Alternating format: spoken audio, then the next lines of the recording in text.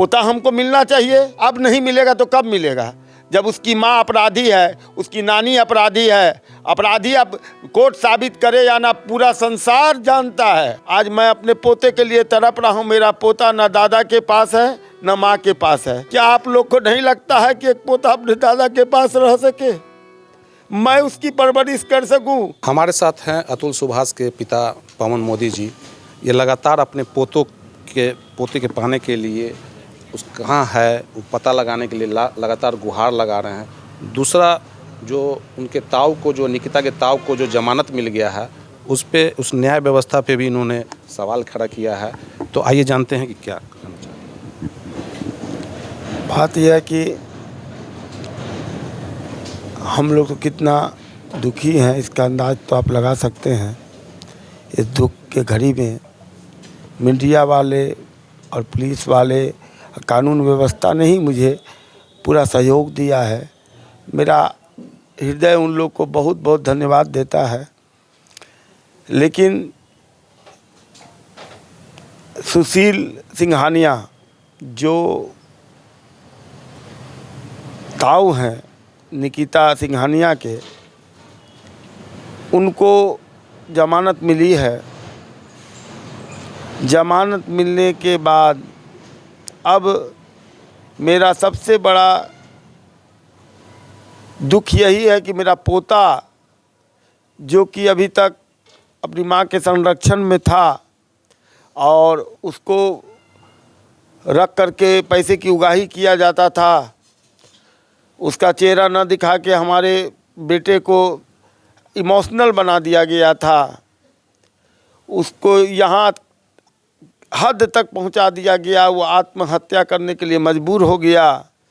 जो पिता बेंगलोर से आके कोर्ट में खड़ा होके बार बार जज साहब के सामने ये गुहार लगाता हो कि एक झलक अगली तारीख में भी आप हमारे बेटे की से मुलाकात करने का यदि आप आदेश जारी कर दें तो अगले तारीख को मैं अपने बेटे को देख लूँगा, उसे कुछ गिफ्ट लेके आया हूँ दे दूँगा। वो कंप्यूटर का डाटा इंजीनियर था। वो 1 साल के उम्र के बाद उसका बेटा उन लोग के पास चला गया। उस बेटे के लिए, उस बेटे के भरण पोषण के लिए अर्जी लगा करके निकिता सिंघानिया और उसके परिवार वालों लोगों ने 20,000 रुपया तय करवाया।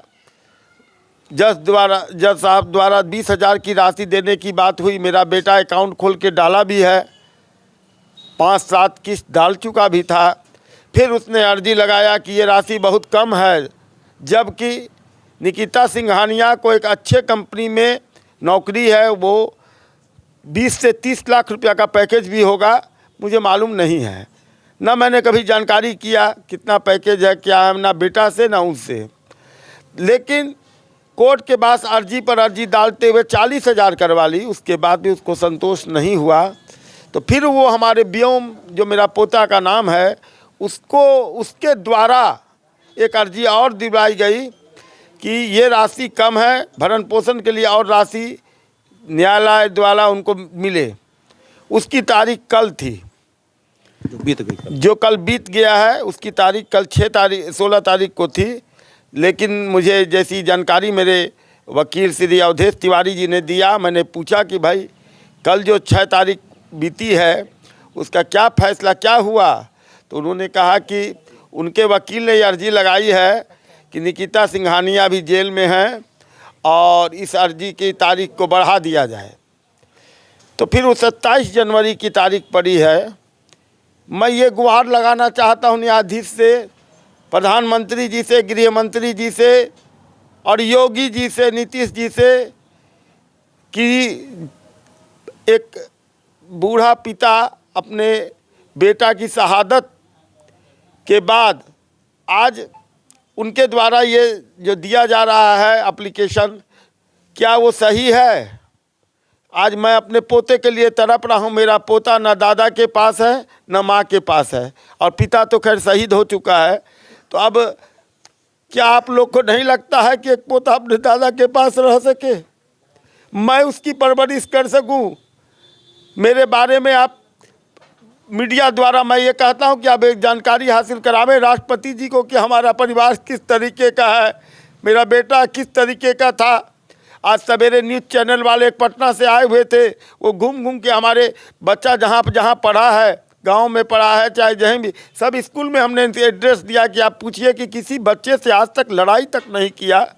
हमारे पूरे परिवार पर 498 का केस लगा के पूरे परिवार को मुलजिम बना दिया।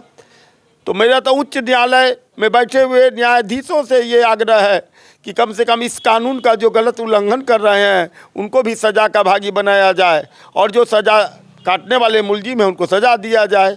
मेरा तो यही आग्रह है। निकिता ने जो पुलिस को बयान दिया, ऐसी बात सामने आ रही है कि वो कह रही कि मतलब आत्महत्या के लिए हम दोषी नहीं है। अच्छा, ये बात यदि अभी हमको इनके द्वारा मालूम पड़ी है कि वो ये बयान दे रही है कि आत्महत्या के लिए हम दोषी नहीं हैं, क्या चाकू या बंदूक से मारना ही एक आप माने मर्डर है? आप किसी आदमी को प्रेरित करें, बार बार उसको ये बात कहें कि अरे पैसा नहीं दे सकते हो तो सुसाइड क्यों नहीं कर लेते? यदि तुमको इतना दुख है पैसा देने का तो उसकी माँ भी बार बार बोले और पत्नी भी बोले, और वो हमारे माता पिता को इसका शेयर नहीं करता हो, ये सोच के कि मेरे माता पिता तो इस गरीबी में रह कर मुझे यहाँ तक पढ़ाए हैं, कष्ट काट के पढ़ाए हैं, आप पता कीजिए कि हम लोग कैसे पढ़ाए हैं। तो वो सोचता था कि अभी बात कह के और दुखी मैं करूं अपने माता पिता को, तो वो घुटता चला गया। हर तारीख पर जहां भी मुलाकात उसकी हुई है उसने ये बात को कहा है। तो क्या उत्तेजित करना ये कोई कानून में धारा नहीं है कि आप किसी को उत्तेजित कीजिएगा? कोर्ट में जो तारीख पड़ता था उस दौरान उसकाया जाता था। हाँ, वो तो आपको मीडिएशन में क्या होता है, मेरे को बेटा बता रहा था कि पहले जज क्या करती है कि पहले दोनों को भीतर ले जाती है एक केबिन में, वहाँ पर वो बातचीत करती है कि भाई आप रखना चाहते हो इसको? मेरा बेटा कहता था कि हाँ हम रखना चाहते हैं। उससे पूछती थी तो वो कहता था कि नहीं मैं रहना नहीं चाहती हूँ। तो क्या है, तो हमको 1 करोड़ रुपया दिलवा दीजिए। फिर उसके बाद उसकी राशि 3 करोड़ तक हो गई। तो वो जज साहिबा हम निकिता सिंघानिया को बाहर कर देती थी, और बेटा को बोली हमारे कि 5 लाख रुपया तुम दो तो हम इसका म्यूचुअल करवा देंगे। मेरा बेटा देने में सक्षम नहीं हुआ। तब ये बात हंस हंस के बोला जाता था, और उस पर जज साहिबा भी मुस्कुरा देती थी। तो मेरा बेटे को तो चोट पहुंचा है ना। वो देखता था कि जो न्याय के मंदिर में बैठने वाली देवी है या देवता हैं, वो जब रिश्वत लेने पर उतर जाएं तो अब यहाँ इंसाफ नहीं बचा है।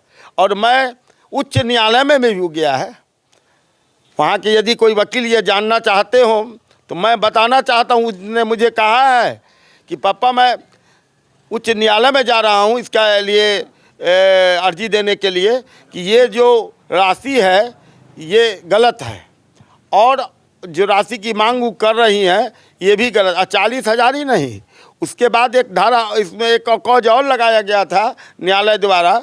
यदि हाई कोर्ट के न्यायाधीश उस फाइल को मंगा करके देखें तो उनको मालूम पड़ेगा कि ये मिली भगत थी कि नहीं। 20 से 40,000 और वो भी मेरा वकील ये बात के लिए अर्जी दिए थे। मैं उस समय वहाँ था। अवधेश तिवारी जी जून के महीना में मुझे बुलाए थे कि आपसे मेरा आग्रह है कि अंतिम ये मीडिएशन की जो बात हो रही है उसमें आप रहिए और सुनिए कि यही बात मैं क्या इसका फैसला होता है। वहाँ पर कम से कम उनके जूनियर 10 वकील थे, सभी एक लाइन में कहते थे कि ये निरस्त होना चाहिए, आज का जो केस है ये ख़त्म होना चाहिए। सभी बोल रहे थे जज साहिबा के सामने, और मुस्कुरा रही थी।